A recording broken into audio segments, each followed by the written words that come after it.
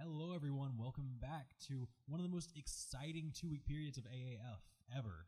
Considering their long history, we can soundly say this was a really good 2 weeks. I'm sad that we missed week 4 because I really wanted to talk about Atlanta notching its first win and the Aaron Murray hype train that I've been on for so long. You mean the train that everyone should have been on from the beginning? That everyone has been on from the beginning. You know, when they said he was going to be the starter week 1, and then this stupid quarterback that no one really likes, Matt Sims. So, Ian and I are going to give you a quick rundown of week 4, go a little bit more in depth with week 5, and then give you our power rankings.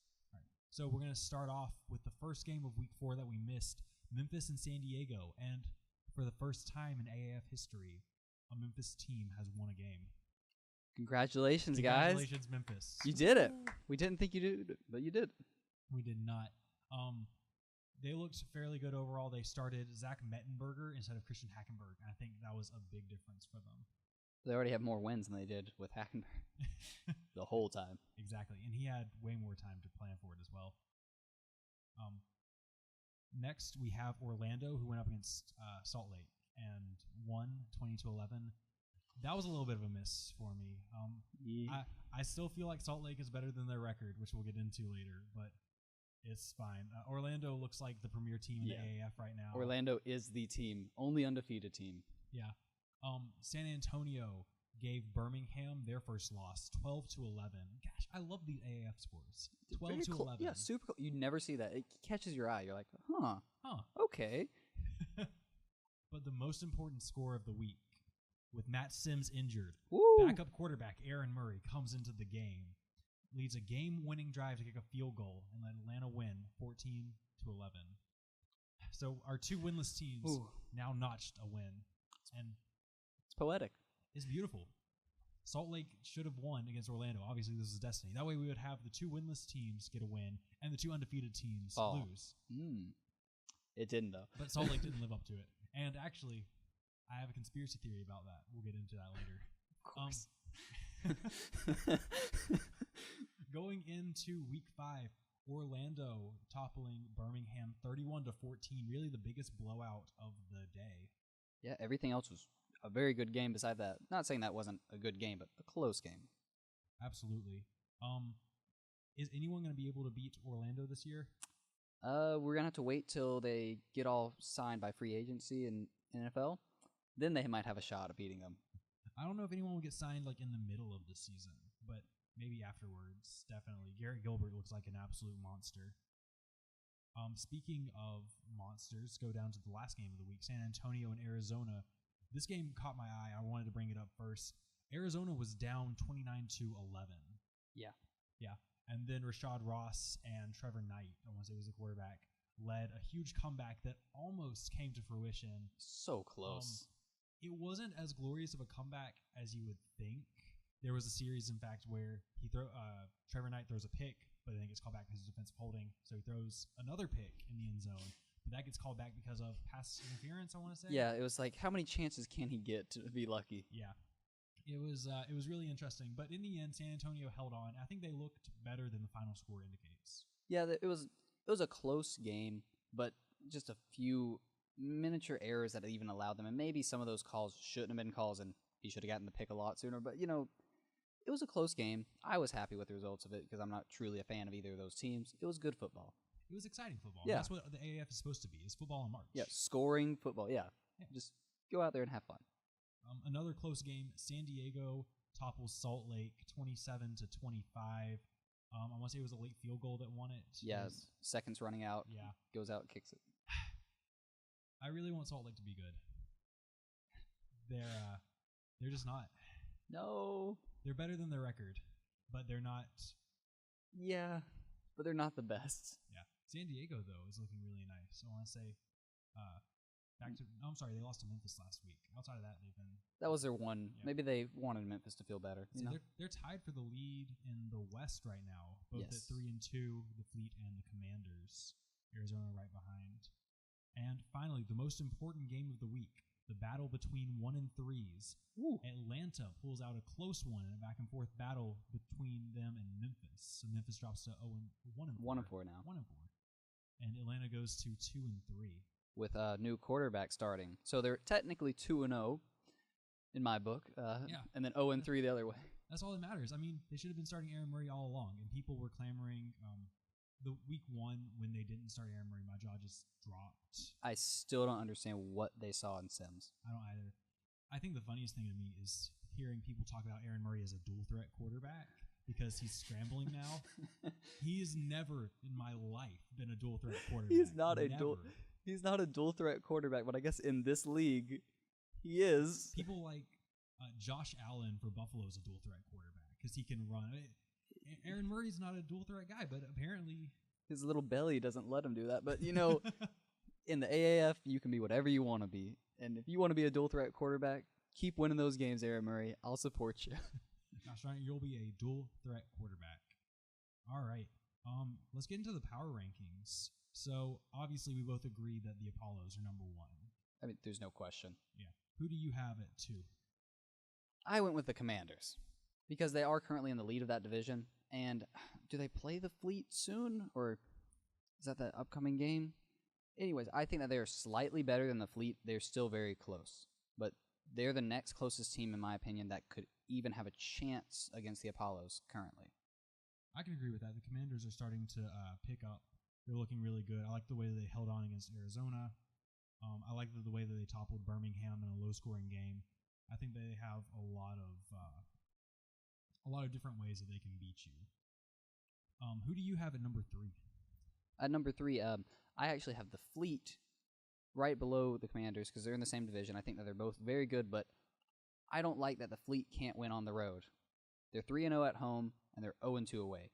You've got to be able to win at both places, and they can't win away currently. So that's why they're 3rd for me. I understand. Just to clarify, San Antonio and San Diego have already played twice. Week 1, San Antonio won 15-6, and Week 3, San Diego ran away with it 31-11. So they've really been jostling kind of back and forth. Yeah. I have the Fleet at 3 as well. They look. So wait, are we agreed on all the top 3? So far. Wow. Yeah. Okay. All right.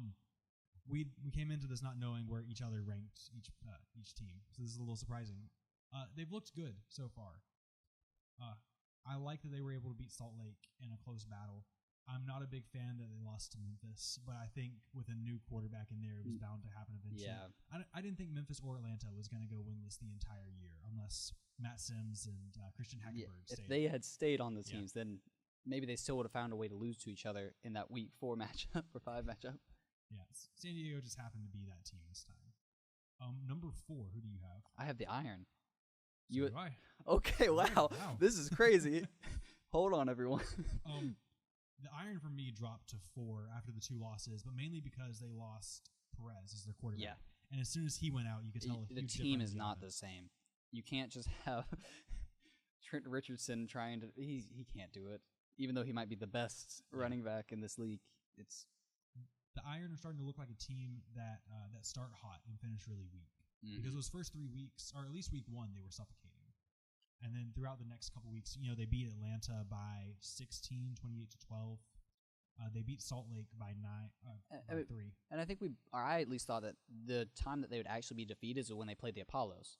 I thought they would be undefeated until then, but these last 2 weeks have really been rough on them. And if they don't turn it around quickly, some of the lower teams might start taking up that 5th spot. Yeah.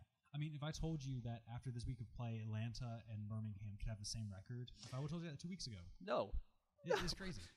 No one would believe that. But Birmingham's starting to fall, and it's not great. Number 5. I'm guessing we have the Hot Shots? I don't have the Hot Shots. Oh, whoa. Right, wow. Okay. First change, guys. Yeah, but the Hot Shots, in my opinion, they're 2 and 3. I know that's the same as the Legends, but the Legends have just recently been getting good because of their new quarterback situation, and I want to see if that continues before I place them that high. But Hot Shots have been one of those teams that's like, they started off okay, then they've had a bad. They're in the middle. They are the average to me, even though they're 6th or 5th. They are slightly better than Atlanta at the moment. I can understand that. I have the Legends at 5, partially because week 4, Atlanta actually beat Arizona 14-11, and partially because the past 2 weeks, Arizona has gone 0-2, where Atlanta has gone 2-0. And you can't even necessarily compare the opponents because Atlanta played Memphis, Arizona played San Antonio, but then the other week, Arizona and Atlanta played each other. I am all aboard the Aaron Murray hype train because I thought coming in, this Legends team looked like one of the better teams in the league, and they just needed to make sure everything got together. Denard Robinson's finally starting to come out of his shell. I like that. The running game is looking really good in Atlanta. I've got the Legends at 5, partially because they beat the Hot Shots, partially because I think they're trending up right now. And so in 6th, I have the Hot Shots, which is where I'm trying to have the Legends. I have the Legends at 6, where it's just I'm on the hype train, but I'm currently on the caboose. I'm waiting to actually move into the train. I'm like, this looks good and promising, but can he keep it up? If he wins 3 straight, then yeah, I'll jump on the train completely. Yeah. I have the Hot Shots here partially because they're on the 3rd quarterback right now. They've had back-to-back injuries. Yes, but they're still 2-3. So it's after losing their last 2. They're trying. I mean, how much can you give to trying though? Slightly more than a team that didn't start the right quarterback at the beginning. And just to do a correction, they've lost their last 3. So they started 2-0, and now they're 2-3. So they were really okay. They are Salt Lake's only win, 23-15. Okay. So at the bottom, 7 and 8, we have the Stallions and Express in no particular order yet. Both of these teams are 1 and 4. Ian, who's your number 7? Who's your number 8? My 7 is the Stallions, and 8 is Memphis. I have the same. So we only have one difference on this. So why the Stallions over the Express? Because the Express is just not a very good team.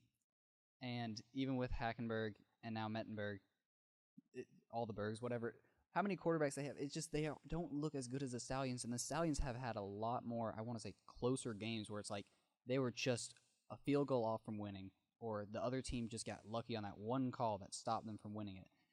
And Memphis hasn't had as many of those where it's like, okay, Memphis stood a chance. It's more of like Memphis defense did their best, but the offense can't provide. Yeah, and I can agree with that. Salt Lake has definitely been in more games. Their biggest loss was 16 points in week 1. Outside of that, they lost by 3 to Birmingham. They lost by 9 to Orlando. And then last week, they lost by 2 to San Diego. So they've been in a lot closer and 9 to Orlando is a close game. Even though I know that's over one score, but it's the Apollos. 11. Yeah. I mean, that's the best amount of team. Points that Orlando's been held to this entire year. Yeah. And for fun, 9th place is Matt Sims. Matt Sims is like 30th place for me. Yeah, he's way down there. The Legends with Matt Sims as a quarterback is 0-3. No. I mean, if you're winless with one quarterback and undefeated with another, you can come out and say that you made a mistake. Yeah, you have to at some point be like, yeah, we should have started this guy from the beginning. I don't know what we were doing.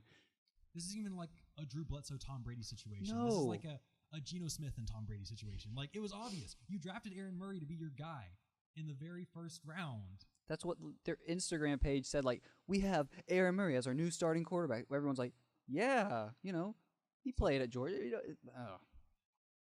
Real fast, before we end the episode, I want to get into my theory about why Salt Lake is bad. Everyone put on your tinfoil caps. Get on your tinfoil hats. The Salt Lake Stallions, before the season, picked up Reinhardt graduate defensive end Javier Dyer, and he was going to be on the team, professional football player.